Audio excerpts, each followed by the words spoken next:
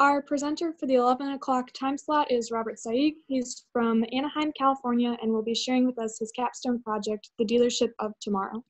Please join us in welcoming him. Hello, thank you for the introduction. Today I'll be sharing my capstone with the Dealership of Tomorrow.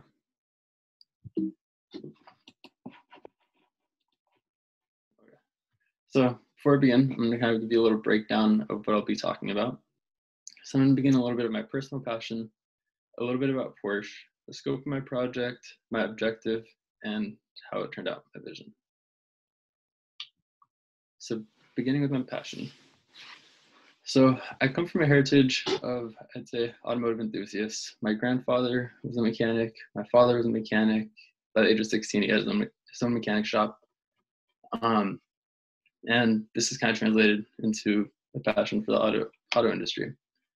But seeing my gifts, I feel like I'll be better suited to go into the architectural industry. And so I saw this project as a way to merge the two. So I'd like to share a little bit about Porsche just to give you a little bit of a background before to show a little bit why I chose Porsche. So this is a quote by Ferdinand Porsche himself. "I couldn't find the sports car of my dreams, so I built it myself." So I think from the start, this shows that Porsche is a little different. They sought to be something a little more than what's already out there. In other words, he's saying he wants to be the benchmark. He wants to be what people dream about. So they have a unique commitment to excellence. They have an extreme devotion to innovation. It doesn't matter what it is, they'll overcome any obstacles to be that benchmark. And thirdly, something that I thought would work really nicely with an architectural project is their harmony of design and function. Another quote by Ferdinand Porsche: "Design must be functional, and functionality must be translated into visual aesthetics without any reliance on gimmicks that have to be explained." That quote says it all. Continuing on. So to break down my scope, this is a little bit more like the research side of my project. I'm going to be talking a little bit about the modern retail space, the modern consumer, the idea of a car, and how this would translate into the dealership of tomorrow. So beginning with the modern retail space. Online has changed everything. Time is no longer a factor, as you can literally pull out your phone at any moment and buy whatever you need. Like the convenience factor is kind of, it's at a all-time high right now, and it's only getting more and more convenient by the day. And now there's also retailers are able to even meet consumers in the middle. No longer are they having to do tons of billboards all over the place to get their product out there. Now they're able to even see what you're looking at, what you're interested in, meet you in the middle. And so this has kind of been forcing a trend for in-store retailers. It's now become more about creating an experience and selling that experience, because pretty much you have to give them a reason to be doing what seems less convenient. Because I mean, you could just literally pull out your phone, buy what you need.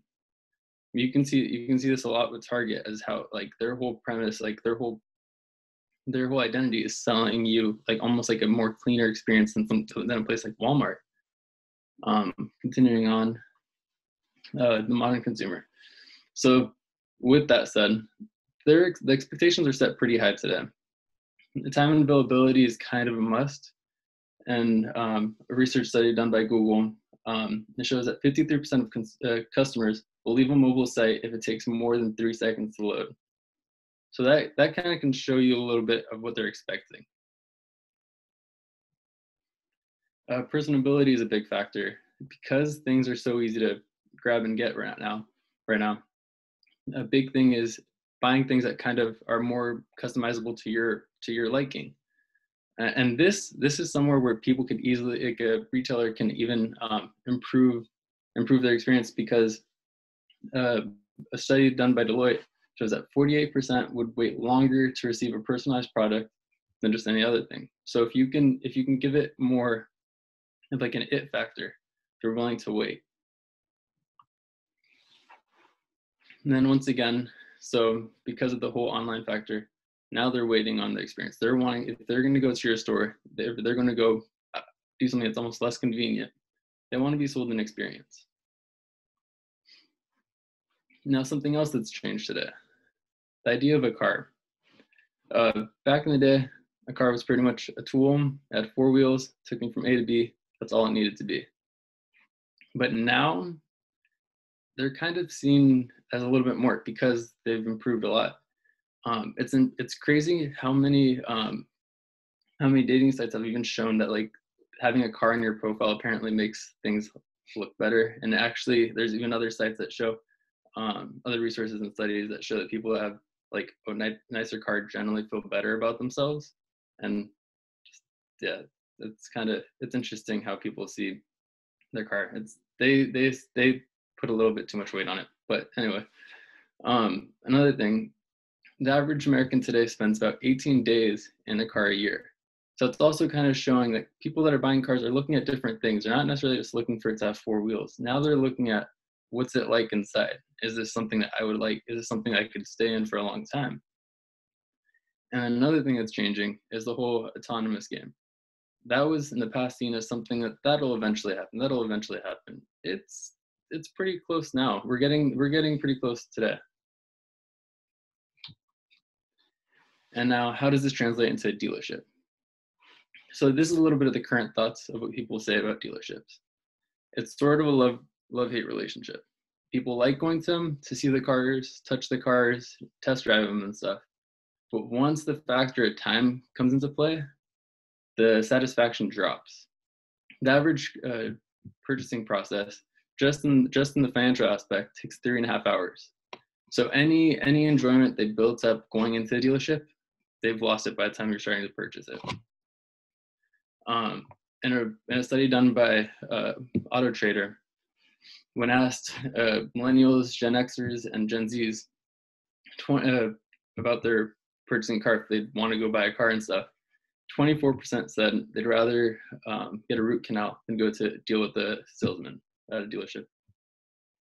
Another study done by J.D. Powers, when asked about how they felt about their overall experience after purchasing a car, the words that topped the list were anxious, hustled, and uncomfortable.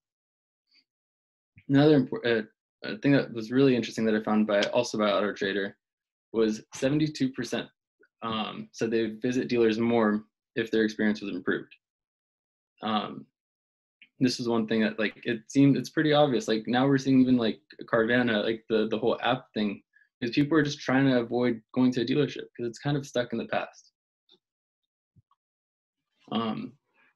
And these are a little bit of the changes that I think need to happen for this to improve the system. Consumers, they want to buy, they don't want to be sold to, and that was said by none better but our own Jim Stevenson, and it's like the perfect quote to show it. People are wanting to buy things. They don't want to be force-fed some information about why they should be buying this car. They want to experience it and see it for themselves and see why they want it themselves. And if they have to go to a store to do it, why not make it a better process? We're seeing that people don't like going in stores unless there's an experience. So why not enhance that process? And then make it a memorable one. Sell an experience with it. So with this in mind, I kind of set out a few objectives that I believe will solve this. I believe the solution would be to engage the mind, enchant the emotion, and empower the will. I'll break that down. So by beginning with engaging the mind, don't educate. Educate, don't teach. People don't want to be force-fed information. They don't want to hear all these facts that they're not going to care about. What they want to do, they want to actually interact with it and learn from their own perspective and see why this product is amazing. If you can let them see it on their own, they convince themselves. Like you can't argue with someone when they're already wanting to buy the product. So another thing is to sell the idea. So one really successful dealership system, even though it's not a dealership, is Tesla currently. They can't currently sell cars in their stores, but their stores are all over the place. What are they doing?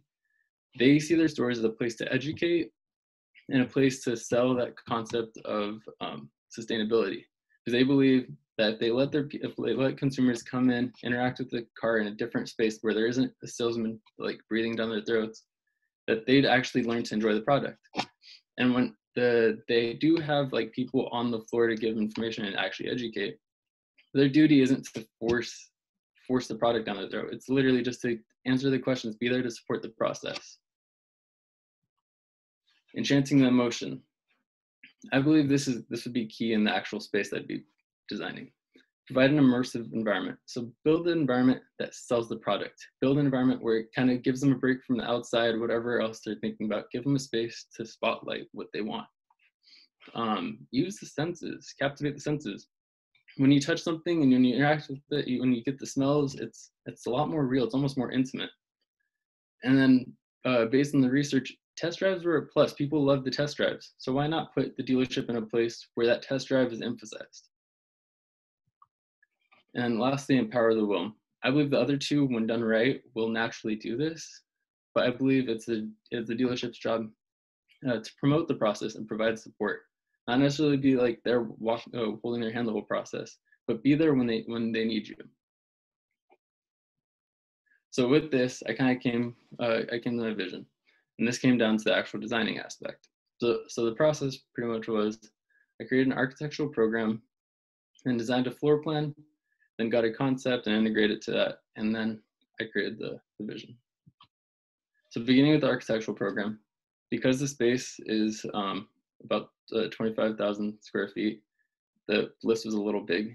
So I figured I'd just kind of break it down in this, because this kind of shows an integration from my direction to the actual floor plan.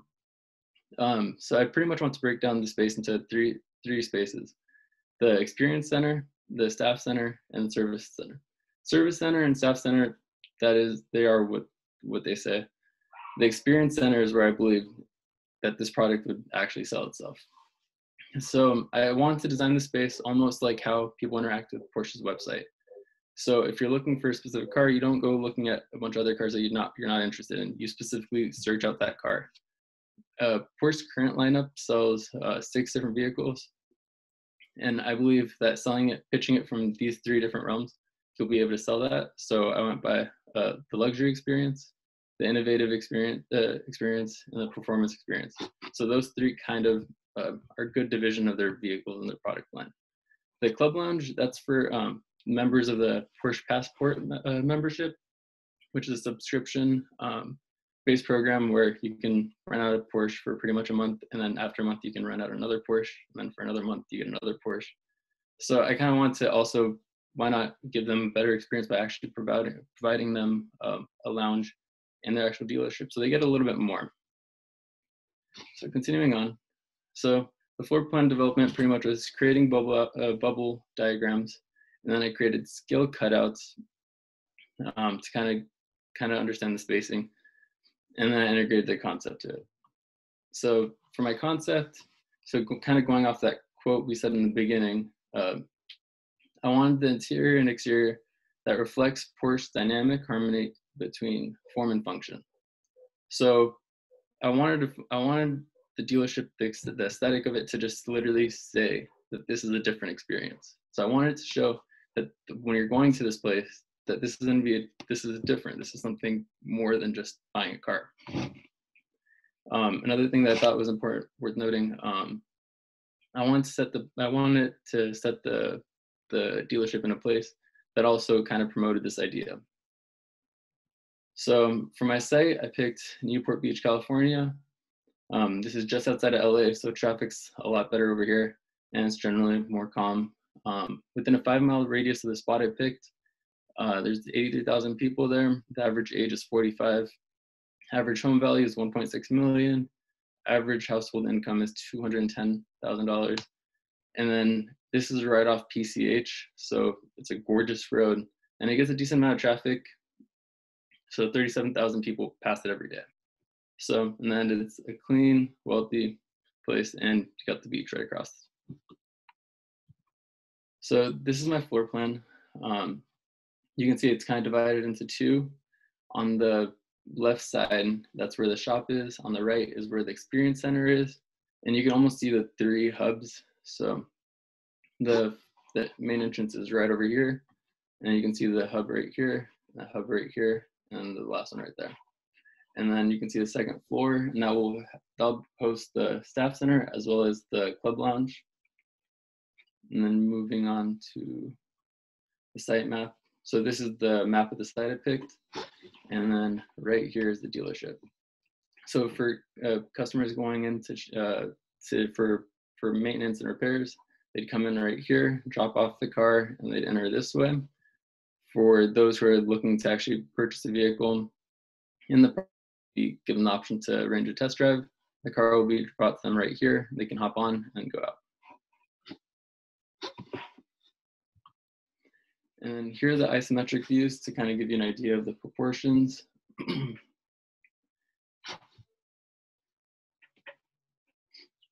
And then inspiration for this. So these curves right here, Porsche did a photo shoot with extended exposure on an actual racetrack, and it created, like, the end shot created this these bright red lights, like the brake lights, and it almost formed these crazy cool curves and stuff. They were very organic, but I thought it would tie well into this shape.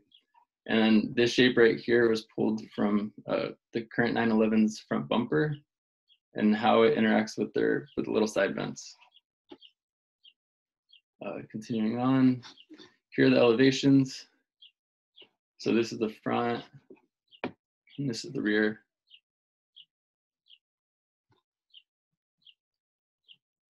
And then moving on. So these are the aerial renders.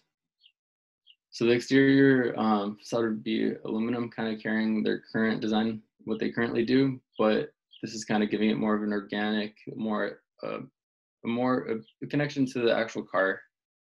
But clearly you can see, like, this doesn't look like a normal dealership. It looks different. And then continuing on, these are the eye levels.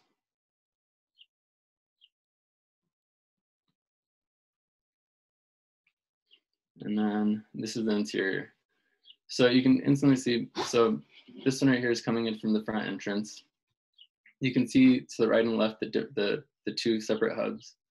And then each one has what you'll see in the next slide, which is, it has these big boxes right here that they're glass, and they're seating inside of them.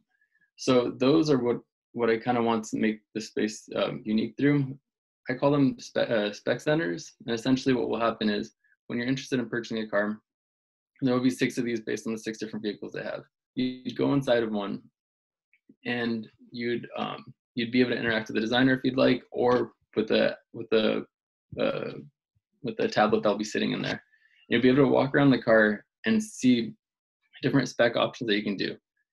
Porsche, with their 6 current cars that they sell, each one has close to 15 different variants and hundreds of spec options. So why not be able to do that and have an actual interaction where you're doing it hands-on right then and there. And then from there, you'd be able to arrange your test drive and just go straight out to the side and then exit.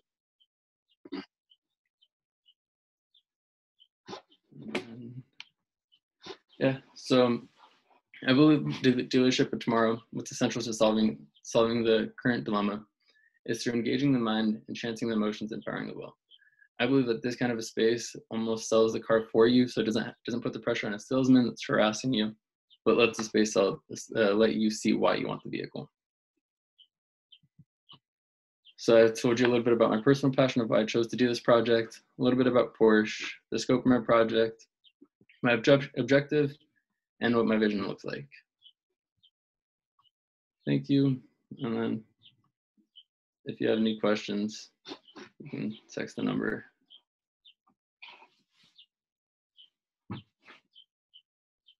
Thank you, Robert. Thank you. First question, what is the specific experience Porsche wants to deliver to consumers? Porsche wants to sell them that their car is the benchmark. They whatever car they do, they essentially pitch it as the benchmark in its class. The 911 has historically pretty much done that pretty well. And so a space like this, like you can see all the white walls and stuff, the idea is that the car is what's kind of standing out in there. So this kind of space would be selling that car as the experience. So your experience, what you're interacting with, is the car. Like that's the subject matter in this space. And so being able to interact with it hands-on, the car essentially sells itself. But the experience that they want to sell is that the car is like one of the greatest machines that's ever been built, and it's constantly being better and better every day, getting better and better.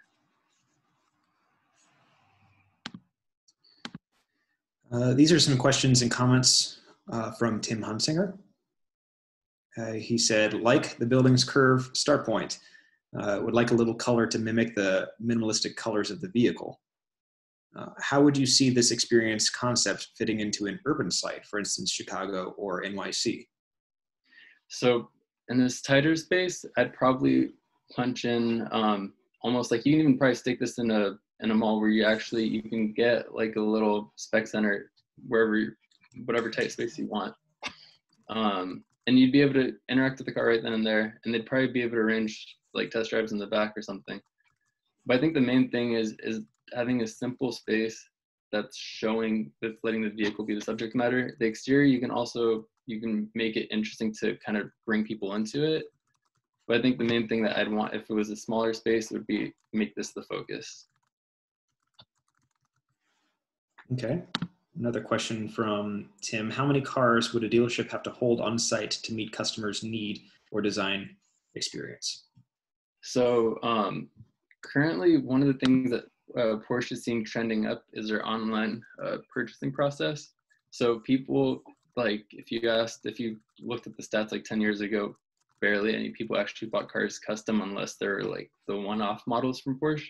But more and more people, like the stat I showed earlier, people are willing to wait if it's like to their custom liking. So I think if you can hold on usual showrooms, they'll have 20 cars inside and then about another 40 cars outside. So I think you can still keep that to just like what people generally like. But I think the emphasis on a dealership like this is that you could actually cut down on inventory on the actual site. Excellent. In the spec boxes, what is the technology you're using to realize the different packages that consumers could be looking at? Is it augmented reality? Are they physically bringing the parts in? So I have the racks right here, so that different materials and stuff could be hung up on there. So they can like look. That's mainly for like interior and stuff, and like some like exterior paints and stuff. But also their website currently does a pretty good job showing you how everything looks as you can spec it out. So it'd be based probably on that, and you could even toss in a big screen in there so that they can see it like as they do different adjustments. I know Audi has looked into doing VR and stuff. Saying that this in the future, they might be able to even be able to make the interior and stuff, different parts more modular, that you can pop them in and out so you can see how different parts interact with each other. But I'm not too sure. But online with their website currently, I think would be a pretty good start. Okay, thank you. Another question. On the site plan that you showed, there was a structure north of your facility. Is that part of the dealership, or is that another facility? So all these right here, are you talking about these ones? Yes. Yeah. So these are actually what's currently over there right now. Like this is currently an empty lot right here that they're actually trying to sell. It's like crazy expensive. But these are currently what's over there. There's a couple of restaurants, a couple stores. There was an Aston Martin dealership right here a while back, although they shut it down. So, yeah. Okay. And then I believe there might be one or two other questions, and then after that, I'm going to hand it over to Carlos.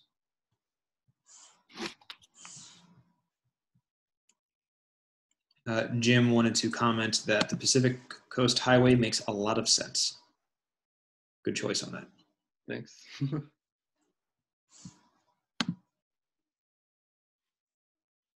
How does this compare to Porsche's current purchase process? So the current purchase process, so they they've consistently ranked really high with their experience. So that's another reason why I picked Porsche, because I figured they'd be someone that wouldn't, they don't settle for less. They constantly keep improving. But currently it's kind of more classical, although their salesmen are told not to be annoying. But essentially a salesman will walk you through the process. But their dealerships are pretty, I'd say, general and currently kind of bland, because they're just set up like regular showrooms. But I think kind of like this would be a good next step for them. Okay, great. With that, I am going to hand it over to Carlos, who has some comments and questions. Carlos? Thank you, Gary. Hey, Robert, just to congratulate you on your project in general. It's very good. I like the basic story or facts that you use to focus your project on. I think the exterior building shapes resemble the design quality of the Porsche. So that looks great. And I was going to ask you, what part of the project you think demanded most of concentrated effort for you to resolve? Dealing with Revit was a real challenge. But I think the organization of the interior was also a challenge. Okay. If I had known Revit pretty well, I don't think the exterior would have been as much of a challenge. I think the biggest one would have probably been like the arrangement of the interior. Mm-hmm. Great. Yeah, because that was going to be, as a matter of fact, my next question. How did you, I guess, fought the software versus the design forms that you were trying to achieve? I think that was a major challenge, isn't it? Yeah. It was a lot of online tutorials. I think Bree said the same thing. Yeah, Revit is difficult. Yeah. Well, it seems like you eventually were able to resolve it, and you did not allow the software to take over the design forms that you were trying to achieve. So that was a good thing that happened. Great job. Thank you so much, Robert. Thank you. Mm-hmm. Thanks, Gabe. Thank you, Carlos.